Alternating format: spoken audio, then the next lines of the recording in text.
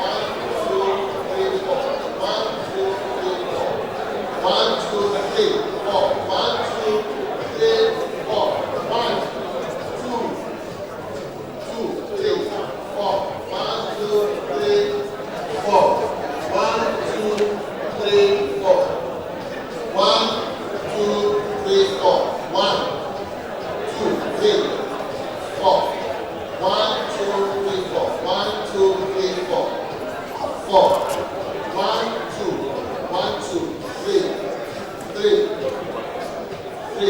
4. 1, 2. Great. So what you do now is get into your groups, all the ones, go this way. All the 2s here, all the 3s here, all the 4 there. That's it.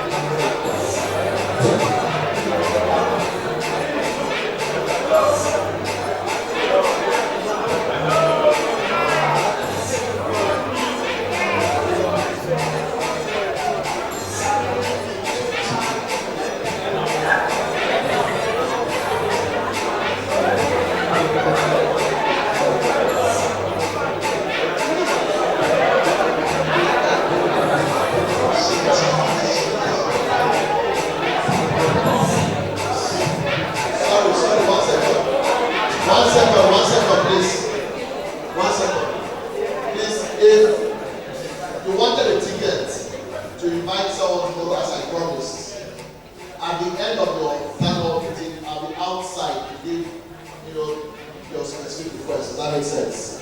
All right, well done.